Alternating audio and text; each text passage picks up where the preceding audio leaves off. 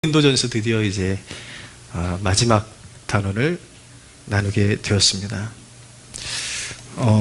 여러분들이 성경을 계속해서 읽다 보면 여러분들이 양심을 가지고 사견이 없이 성경을 읽다 보면 교회라는 존재가 얼마나 중요한 것인지 깨닫게 됩니다.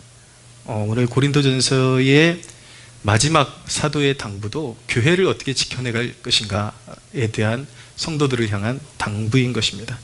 교회는 단순히 예배만 드리는 것이 아니고 교회는 성도들을 성장시키고 생명을 흘려보내는 곳입니다.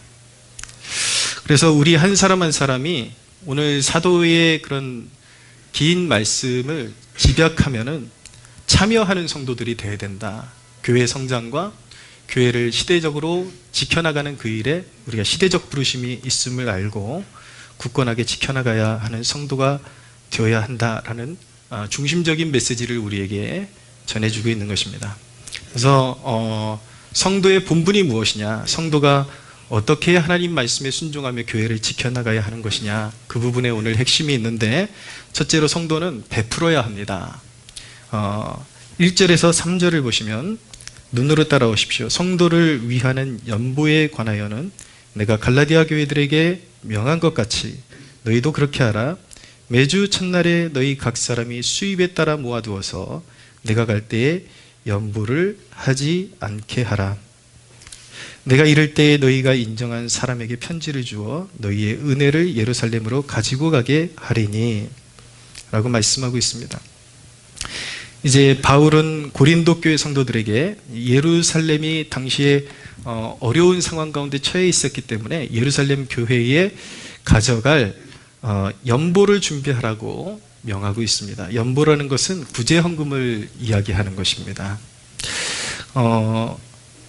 이렇게 바울이 사실 돈 얘기 되게 민감한 얘기잖아요. 근데 바울은 서슴없이 너희가 그런 연보를 준비해야 된다, 준비하라, 그렇게 말하고 있는 것입니다.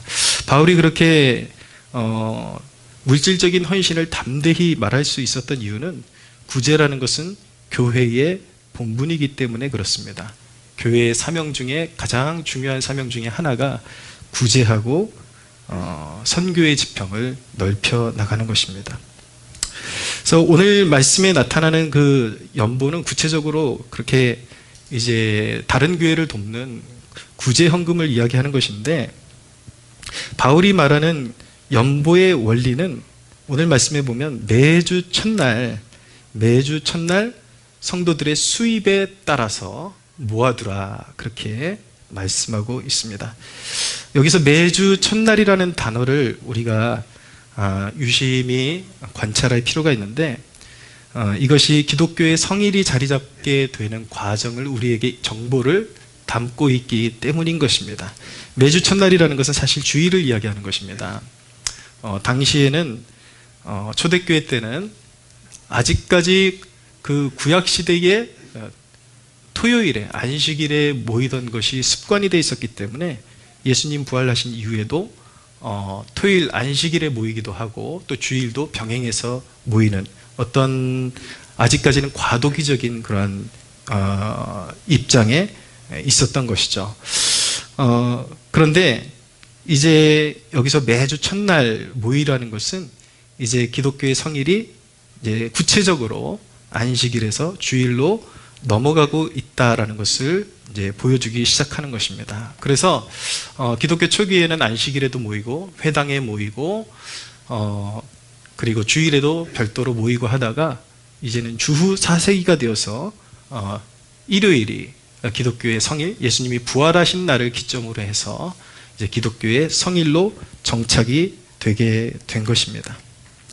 그래서 회당에서 모이던 모임도 이제 기독교의 성일이 주일로 옮겨가기 시작하면서 이제는 점차 회당에서 분리되어서 기독교인들만 모이는 교회로서의 그런 공동체가 이제 구체적으로 자리 잡게 되었던 것입니다. 그렇게 매주 첫날 모여서 수입에 따라 모아두라, 이렇게 말씀하고 있는 것입니다. 바울은 이렇게 하나님을 섬기는 물질의 헌신을 이야기할 때에 모든 성도가 참여하게 했습니다. 누구는 가난하니까 하지 말아라 이렇게 한 것이 아니라 모든 성도들이 물질에 헌신하게 했습니다. 단 수입에 따라서 그렇게 헌신하게 했던 것이죠. 제가 누누이 말씀드리지만 물질의 헌신은 하나님 앞에 매우 중요한 것입니다. 오히려 가난한 성도들일수록 하나님 앞에 물질적인 헌신을 하는 걸 가르쳐 주어야 합니다. 왜냐하면 우리의 물질의 공급 또한 하나님의 은혜로 우리에게 공급되는 것이기 때문에 물질을 드린다는 것은 단순히 돈 문제가 아니라 하나님 앞에 성도로서 은혜에 보답하는 마음이고, 또 믿음을 없는 와중에 드릴 수 있는 그런 용기와 믿음을 요구하는 것이기 때문에 그 믿음을 하나님께 드릴 때 하나님께서 선한 공급으로 그에게 베풀어 주시는 은혜가 있기 때문에 오히려 그 가난을 극복하고 싶다면 오히려 가난할수록 더욱더 물질을 하나님 앞에 떼어서 드리는 훈련을 적극적으로 배워나가야 하는 것입니다. 성도는 교회의 재정을 세우고 베푸는 일에 하나가 되어야 하는 것입니다. 성도의 물질의 헌신의 기초는 수입에 따라서 10분의 1을 먼저 하나님 앞에 드리는 것입니다. 그것이 바로 11조인 것입니다. 이 시대는 어떻게 해서든 11조를 거부하고 그것을 부인하려고 하는데, 여러분들 다 이유가 있기 때문에 그런 제도가 세워진 것입니다. 초대교회 이래로 교회를 세우고 교회를 지탱하고 주님의 몸된 교회를 지탱하고 선교와 구제의 교회다운 사역을 감당하기 위해서는 이렇게 성도들의 수입에 따라서 11조를 들여서 교회를 세워나갈 필요가 있기 때문에 초대교회 이래로 계속 공적인 교회들은 11조 제도를 유지하고 있는 것입니다. 그래서 여러분들이 신앙을 배울 때에 항상 어디 듣지도 못했던 어떤 목회자들이 자기 잘난 맛에 주장하는 그런 가르침을 추종할 것이 아니라 교단이 11조 제도는 한국교회 모든 교단들이 인정하고 있는 공식적인 헌금 제도인 것입니다. 교단이 인정한 신앙의 루트를 따라서 신앙생활하는 것이 가장 안전하고 복된 길이라는 사실을 믿어야 하는 것입니다. 다 이유가 있기 때문에 하나님께서 주신 것입니다. 주일도 여러분 당장에 주일 성수 잘한다고 해서 무슨 당장에 여러분들에게 큰 어떤 이적이 일어나는 것은 아니지만, 여러분 일전에 우리 저 뒤에 계신 지연자매님이 카톡 하나 보내줬던 거 기억나시는지 모르겠는데, 요즘 기적의 시작이라는 그 권순도 감독님, 그 부친이 주일 성수를 그렇게 강조하시죠. 그분의 간증이 무엇입니까? 철저하게 주일 성수하는 법을 자녀들에게 가르쳤더니 그냥 원하지 않았던 인생의 문제들, 삶의 문제들도 다 하나님께서 그 문제들 다스려 주시고, 사회 속에서 누구 하나 처지는 자녀들이 없이 그냥 은혜로 정말 자녀들이 복되게 그렇게 또 세상 속에서 영향력 있는 그런 주일 성수를 지키기 위해서 얼마나 욕도 먹고 오해도 받고 극단적인 그런 그리스도인이라는 그런 욕도 많이 들어야 했지만, 결국 인생의 큰 시간을 돌아다볼 때 그 주일 성수 때문에 당장에 보는 어떤 불이익들은 있었지만 그 불이익에 아랑곳하지 않고 이것이 하나님께서 우리에게 주신 가장 복된 계명이라는 그런 믿음 가지고 주일을 사수했을 때에 하나님께서 그 가정에 이루 말할 수 없는 복된 은혜를 허락해 주셨다라는 간증을 우리에게 하고 있는 것입니다. 할렐루야.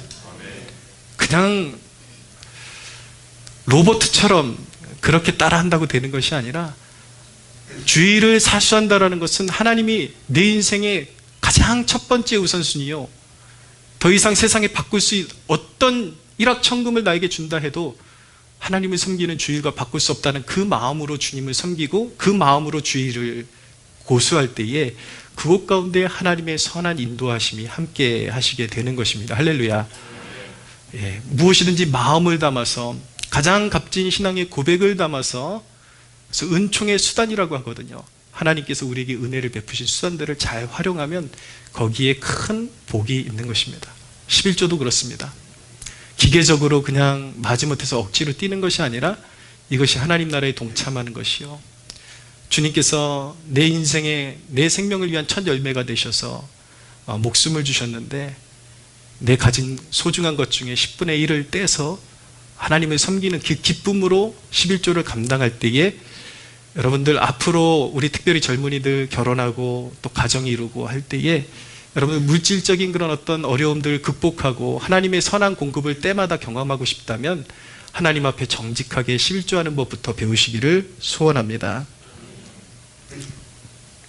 영적으로 부유해지는 법은 물질을 하나님의 뜻대로 사용하는 것입니다. 물질을 잘못 사용하게 되면 단순히 물질의 문제가 아니라 영혼을 잃게 되는 폐단을 겪어야만 하는 것입니다. 누가복음 12장에 보면 어떤 어리석은 부자에 관한 말씀이 나오는데 주님께서 말씀하시는 거예요. 이 부자가 그 해 소출이 너무 많으니까 그 부자가 말하는 거예요. 내가 이제 창고를 짓고 여기에 내 소출을 가득 쌓아놓고 매해 즐기면서 누리면서 살아야겠다라고 그렇게 자부하는 그 순간 하나님께서 그에게 말씀하셨다라는 거, 어리석은 자요, 오늘 밤에 너의 영혼을 도로 찾으리니 너의 소유가 누구의 것이 되겠느냐라고 그렇게 하나님께서 그에게 가혹한 심판을 선고하셨다라는 말씀입니다. 그러면서 누가복음 12장 21절에 예수님께서 말씀하시기를 자기를 위하여 재물을 쌓아두고 하나님께 대하여 부여하지 못한 자가 이와 같으니라 라고 말씀했던 것입니다. 이 부자는 하나님을 믿지 않고 자기 소유를 믿고 자기에게 소유를 주신 하나님의 뜻에 복종하지 않고 그것을 모두 자기 것이라고 믿고 소유의 인생의 기반을 두고 살다가 마침내 자신의 영혼을 잃고 말았던 것입니다. 물질과 우리의 영혼의 그런 어떤 상관관계는 매우 깊은 상관관계로 이어져 있습니다.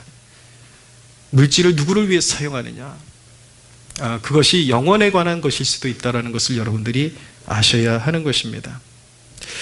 더 뜻깊은 것은 무엇이냐면, 의미 깊은 것은 누군가에게 우리의 물질을 통해서 헌신하고 교회를 세우고 그 베푸는 것을 3절에 보니까 내가 이를 때에 너희가 인정한 사람에게 편지를 주어 너희의 은혜를 예루살렘으로 가지고 가게 하리니, 그 연보를 너희의 은혜라고 말하고 있습니다. 너희의 은혜다.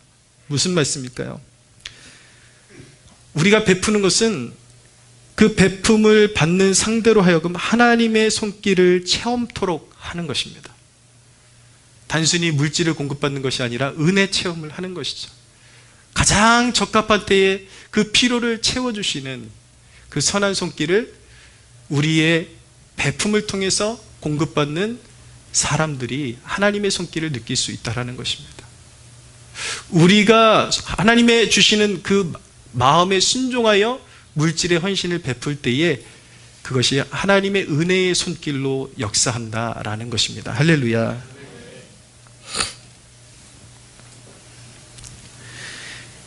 여러분, 베풀어야 내 영혼이 사는 것입니다. 그리고 베풀어야 하나님의 은혜가 흘러가는 것입니다. 성도 여러분, 하나님 앞에 물질에 있어서 정직한 청지기가 되기를 주님의 이름으로 축원합니다.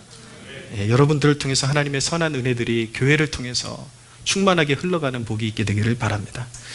또한 성도는 두 번째로 섬겨야 합니다. 하나님 나라의 선한 사업들을 섬겨야 합니다. 비슷한 내용인데 4절에서 7절을 보십시오.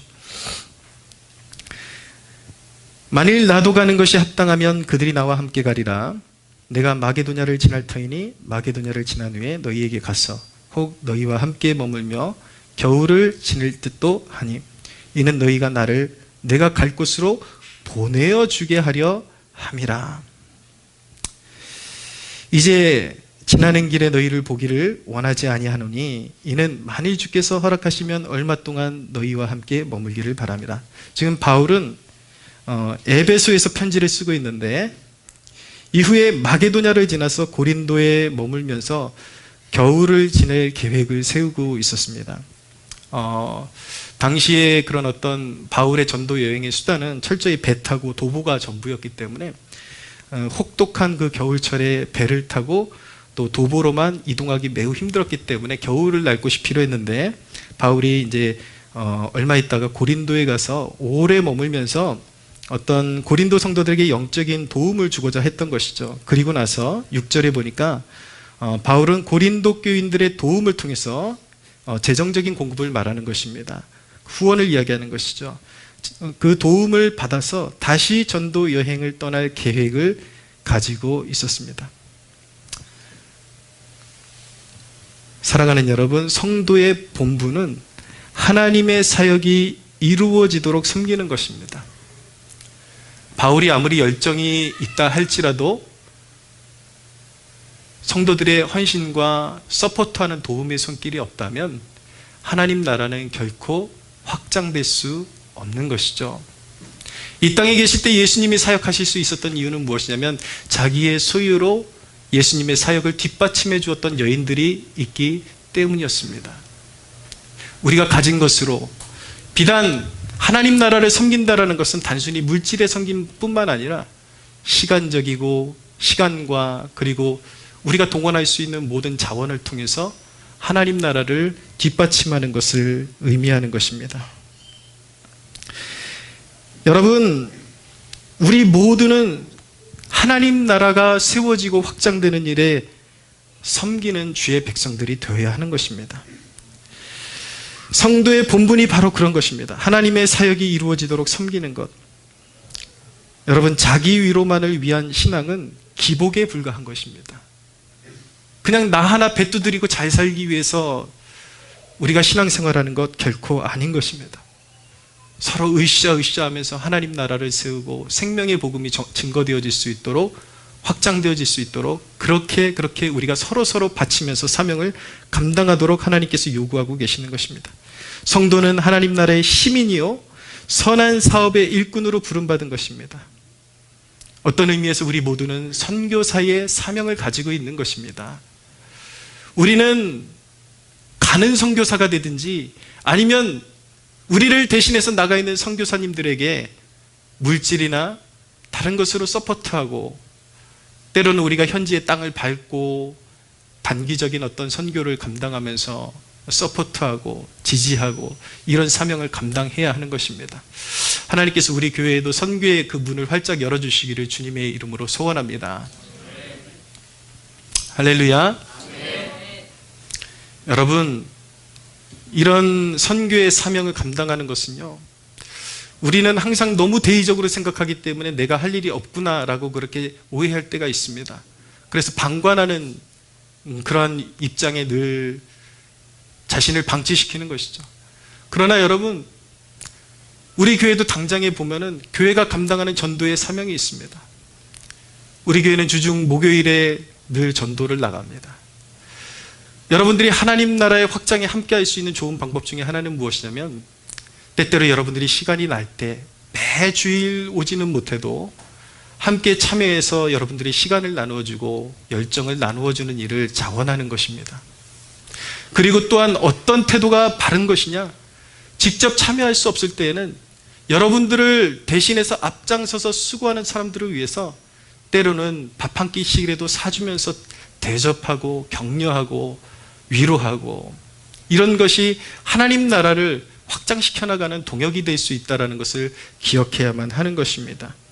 사랑하는 여러분, 여러분들 모두 여러분들의 인생의 자원을 낭비하지 말고 하나님 나라를 세워가는 일에 하나됨을 이루어 섬기는 주의 백성들 되시기를 주님의 이름으로 축복합니다. 작은 것들부터 여러분들 주위에 내가 참여할 수 있는 선교의 사명이 무엇인가, 하나님 나라를 세워나갈 수 있는 방법이 무엇인가 있습니다. 찾아보면 작은 일부터 내가 참여할 수 있는 것들이 있습니다. 그런 것들을 찾아서 꼭 함께하는 여러분들이 되시기를 바랍니다. 세 번째, 성도는 환대할 줄 알아야 합니다. 10절에서 11절을 보십시오. 같이 한번 읽어볼까요? 시작. 디모데가 이르거든 너희는 조심하여 그로 두려움이 없이 너희 가운데 있게 하라. 이는 그도 나와 같이 주의 일을 힘쓰는 자임이라. 그러므로 누구든지 그를 멸시하지 말고 평안히 보내어 내게로 오게 하라. 나는 그가 형제들과 함께 오기를 기다리노라. 아멘. 바울이 다른 곳에 매여 있는 동안 고린도 교회의 어떤 산재된 문제들을 해결해 줄 필요를 느꼈는데 바로 바울의 제자 디모데를 보내기로 결정한 것입니다. 그래서 디모데를 통해서 고린도 교회 안에 있는 분쟁을 가라앉히고 올바른 교훈으로 중심을 잡아주기 위해서 디모데를 파송할 계획을 세우고 있었던 것입니다. 근데 이 말씀에서 골자는 무엇이냐면 디모데가 올 때에 그로 두려움이 없이 너희 가운데 있게 하라라는 것입니다. 또한 그를 멸시하지 말고 평안히 보내라 라고 그렇게 말씀하고 있는 것입니다. 사랑하는 여러분, 교회는 어떤 곳이어야만 하는 것입니까? 교회는 성도에게 어머니와 같은 곳이어야 하는 것입니다. 보호를 받고 양육을 받는 것입니다. 여러분, 사람들이 이곳에 왔을 때 하나님의 보호와 위로하심을 느낄 수가 있어야 하는 것입니다. 하나님이 보내주시는 사람들에게 우리 한 사람 한 사람이 불보듯이 무관심한 것이 아니라 따뜻한 마음을 표현해 줘야 하는 것입니다. 전도도 중요하지만 그 못지않게 중요한 것이 무엇이냐면 이곳에 찾아오는 성도들이, 사람들이 하나님 안에, 그리스도 안에 잘 심겨질 수 있도록 도와주는 일도 매우 중요한 것입니다. 할렐루야.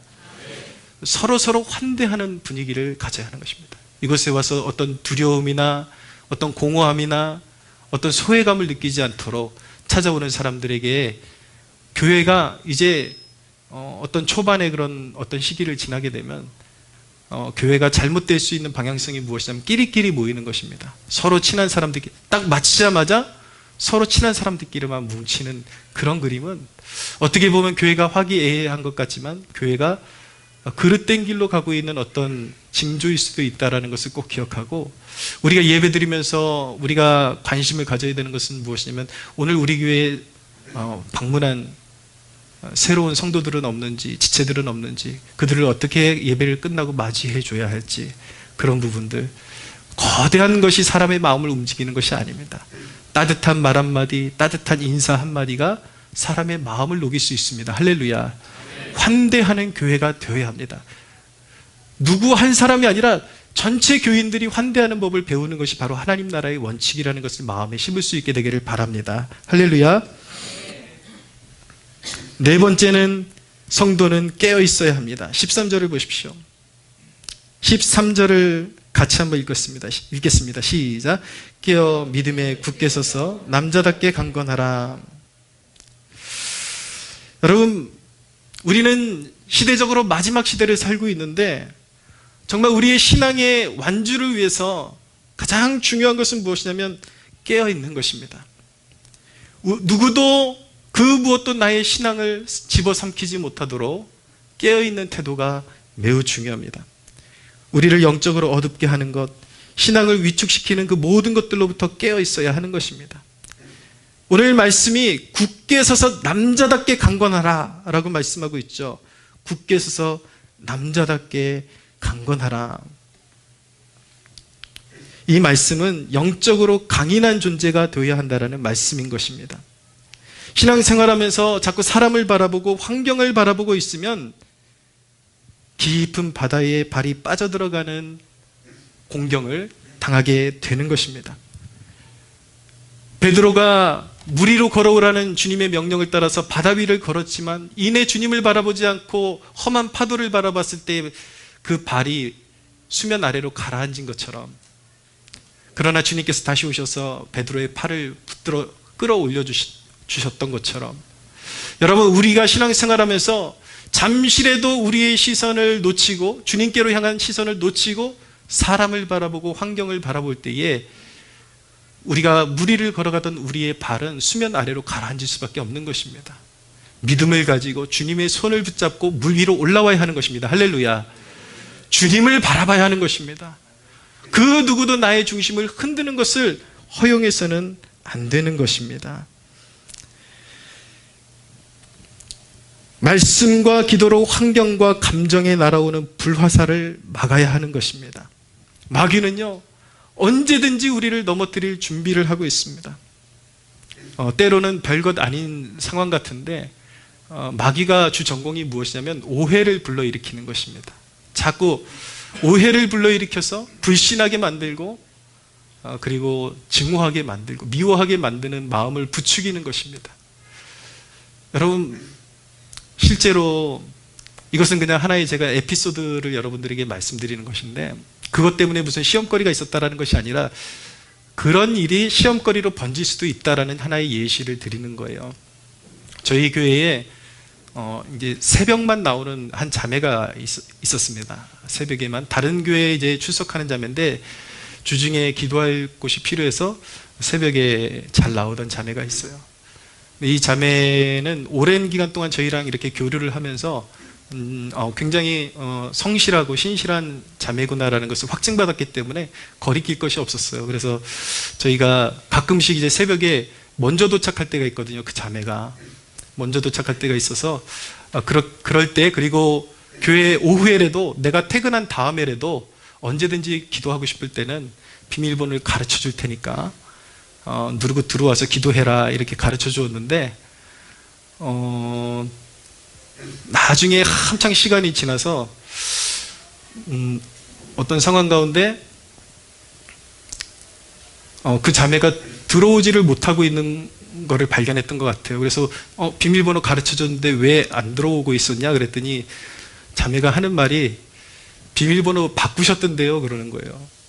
그러니까 사실은 바꾼 게 아니라 그대로였습니다. 근데 우리 문이 이 아구가 잘 안 맞아요. 그래서 번호를 눌러도 흔들어 주지 않으면 개방이 되지를 않습니다. 근데 이 자매가 몇 번 눌러보고 문이 안 열리고 이게 뻑뻑해갖고 안 열리니까 좀 오해를 했던 것 같아요. 자기한테 앞에서는 번호를 가르쳐 주고 뭔가 우리가 이제 누가 외부인이 교회에 들어오는 게 싫으니까 번호를 바로 바꿔버린 것처럼 그렇게 이제 오해가 생겼는데, 그 자매가 그거 가지고 뭐 싫은 티를 내거나 그러지 않았어요. 전혀 그러지 않았어요. 거기서 무슨 갈등이 생기지 않았는데, 나중에 그 자매가 그런 일이 전혀 몰랐다고 그러는 거예요. 그런데 여러분, 사탄은요 이런 상황을 아주 교묘하게 이용해 가지고 사람 관계를 비틀어대기 시작합니다. 그래서 그 사람 마음 가운데 그런 일이 생길 수도 있는 거죠. 나한테 비밀번호 앞에서는 호의를 베푸는 척하면서 바로 뭔가 싫으니까 바로 번호를 바꿔버렸구나. 그래서 계속 속으로 그 갈등이 쌓여가고 그러면서 관계가 비틀어질 수도 있는 거예요. 근데 제가 지금 하나의 예시를 드리는 것지만 교회 안에는 정말 그런 일이 많습니다. 자그마한 아무것도 아니었던 일들이 서로 어떤 관점이 다르고 그리고 어떤 포인트가 다르는 데서 오는 오해와 갈등 때문에 계속해서 그 관계가 깨지고 불화가 생기고 그런 일들이 생기는 거죠. 그런데 그런 어떤 언짢은 일이 생길 때마다 그것이 오해일 수도 있는데, 그런 언짢은 일이 생길 때마다 얼굴이 울그락불그락하고 계속 불편한 그런 얼굴 표정을 짓고 사람들에게 나 화났다고 티내고 그러면요 그 관계가 지속될 수가 없습니다. 깨질 수밖에 없는 거예요. 여러분, 항상 어떤 상황 가운데서든지 침착하게 하나님께서 어떤 그 오해의 그림을 풀어주실 때까지, 내게 허락하신 소중한 사람들을 지켜내기 위해서 그 오해의 그림이 풀어지는 그 그림을 보여주실 때까지 잠잠하게 있는 것이 지혜임을 믿으시기를 바랍니다. 할렐루야. 때로는 그런 오해가 생긴다 그래서 바로 막 어떤 직결심판하시듯이 언짢은 티를 팍팍팍팍 내는 것보다는 좀 참고 있다가 혹시라도 그 갈등이 막 이렇게 쌓여갈 것 같으면 조용히 서로 대면해서 내가 이런 문제 때문에 좀 마음이 어려웠는데 혹시 그게 오해냐, 이렇게 서로 대화로 풀어갈 수 있는 지혜도 필요한 것이죠. 할렐루야. 네. 사랑하는 여러분, 마귀는 간교합니다. 얼마나 간교한지요. 잔대가리를 쓰고 사람 사이를 틀어대고 자꾸 오해하게 만들고, 항상 그래서 마음이 견고하고 강하고 담대한 주의 백성들이 되어야 신앙을 유지하고 지켜나갈 수가 있는 것입니다. 할렐루야. 시험과 타협하는 순간, 별거 아닌 것 같은데요, 그 시험과 타협하는 순간 미래를 잇는 것입니다. 과장된 말이 아닙니다, 여러분. 사소한 그 오해 때문에 공동체를 벗어나고 신앙을 튕겨져 나가고 그게 잠시겠지 했는데 그 사람에 대한 불신, 어떤 교회에 대한 불신, 이런 것들이 마음에 쌓이면서 이제 그 사람 한번 공동체를 튀어나가게 되면은 이제는 모든 불신이 마음에 자리 잡게 되고 견고한 진이 형성되게 되는 거예요. 여러분, 그런 얘기 들어보셨습니까? 사단의 견고한 진이라는 이야기 들어보셨습니까? 마귀가 계속해서 그 마음에 어떤 응어리를 꽉 붙잡기 시작하는데 그걸 풀어내지 않고 가만히 그냥 방치하고 있으면 마음이 결박되는 그런 역사가 일어나는 것입니다. 그래서 온갖 불신과 온갖 그런 증오가 마음에 자리 잡게 되면서 한번 그렇게 시험에 떨어져 나가고 공동체를 벗어나가게 되면 이제는 사람에 대한 회의감이 느껴지고 그 누구도 믿어지질 않아요. 마음이 열리지를 않습니다. 그래서 결국은 어떻게 되는 것입니까? 결국은 불순종의 연속이니까 그 삶 가운데 열매가 없는 것이죠. 신앙의 열매가 없는 것입니다. 하나님 나라를 위해서 귀한 제목으로 하나님께서 부르셨는데 결국 자기 인생을 송두리째 땅바닥에 쏟아버리고 방치해버리는 불행한 인생이 될 수밖에 없는 것입니다. 사랑하는 여러분, 시험에 반드시 이기는 존재가 되어야 합니다. 할렐루야. 시험에 지면 끝장인 것입니다. 마음을 지키고 굳건하게 지키고 강한 그런 근성을 가지고 마귀를 대적하며 깨어있는 주의 백성들이 되시기를 주님의 이름으로 축복합니다.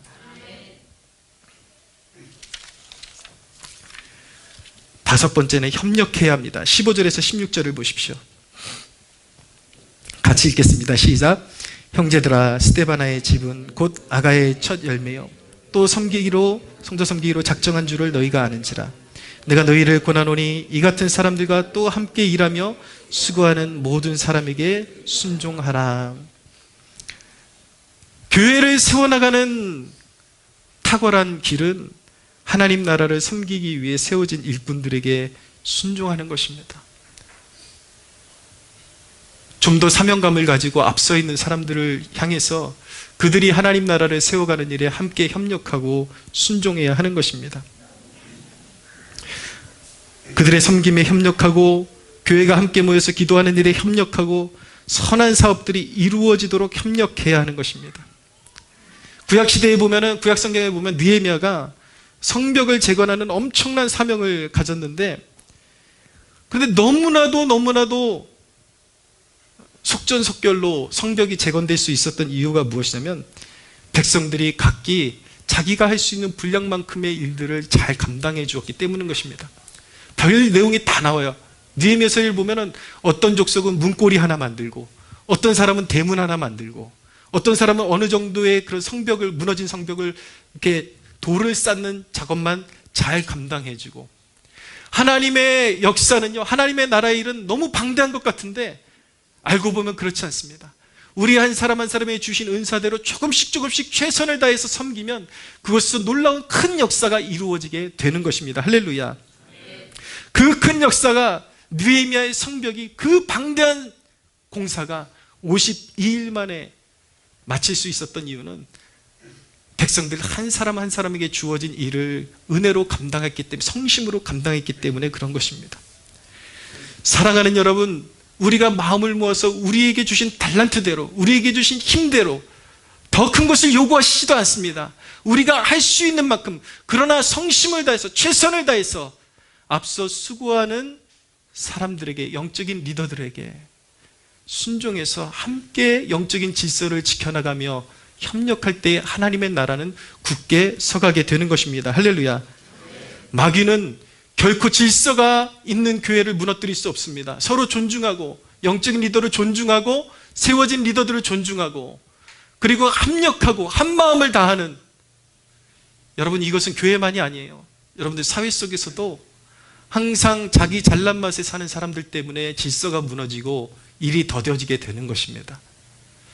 내 위에 있는 리더가 좀 답답하고 능력이 부족하다 할지라도 나를 죽이고 그 흐름에 맞게, 오히려 부족해 보이는 리더의 그 부족한 면을 내가 겸손한 마음으로 채워지면서 순종하며 따라갈 때에 오히려 더 그곳에 좋은 열매들이 있다라는 지혜를 배우시는 여러분들 되기를 축원합니다. 마지막입니다. 여섯 번째, 성도는 주님을 뜨겁게 사랑해야 하는 것입니다. 22절을 보십시오. 같이 한번 읽겠습니다. 시작. 만일 누구든지 주를 사랑하지 아니하면 저주를 받을지어다. 우리 주여 오시옵소서. 사랑하는 여러분, 우리 위에 생명을 다해서 생명을 쏟아주신 하나님의 아들, 그 아들을 주신 하나님을 사랑하지 않고 피조물이나 세상을 더 사랑하는 자가 어찌 저주를 피할 수 있겠습니까? 그건 자명한 원리인 것입니다. 이치인 것입니다. 주님보다 세상을 더 사랑하는 사람들은 필연적으로 저주를 받아서 영원한 심판 아래로 떨어지게 되어 있는 것입니다. 하나님의 위대한 사랑, 우리와 같은 죄인을 위해서 그 아들을 십자가에 내어주신 그 사랑을 아는 자들은 주님을 뜨겁게 사랑하는 것이 마땅한 것입니다. 할렐루야. 여러분, 주님을 향한 충성심, 그리고 진실함, 성심을 다한 섬김은 주님을 향한 사랑에서 나오는 것입니다. 주님을 사랑하지 않고 이 땅의 것을 쫓아다니는 자는 천국에 합당한 자가 아닌 것입니다. 고린도전서의 대미를 장식하는 말씀은 바로 여기 있는데 22절 말미에 우리 주여 오시옵소서라고 말씀하고 있습니다. 마라나타 많이 들어보셨죠? 주여 오시옵소서. 여러분, 모든 진실한 그리스도인의 슬로건이 바로 이 말씀이 되어야 할 줄로 믿습니다. 우리 주여 오시옵소서. 그리스도인은 주님 앞에 설 그날을 고대하며 위대한 종이 되기를 꿈꿔야 하는 것입니다. 할렐루야. 주님 오시기를 고대하며 가장 아름다운 신부가 되기를 꿈꿔야 하는 것입니다. 여러분이 사랑하는 것은 무엇입니까? 돈입니까? 인간적인 명예입니까? 돈을 사랑하는 자는 돈과 함께 멸망할 것입니다. 그러나 주를 사랑하는 자는 영원 속에서 승자가 될 것입니다. 할렐루야. 무엇을 사랑하십니까? 무엇을 쫓아다니고 있습니까? 무엇에 목말라 하고 있습니까? 우리의 유일한 소원이 예수 그리스도가 되어야 할 줄로 믿습니다. 할렐루야. 사랑하는 여러분, 우리 모두 주님 다시 오실 때에 주님으로부터 착하고 충성된 종아, 네가 작은 일에 충성하였으며 내가 큰 것으로 너에게 맡기리라는 칭찬받는 주의 백성들 되시기를 주님의 이름으로 축복합니다. 하나님께 영광의 박수 올려드리겠습니다.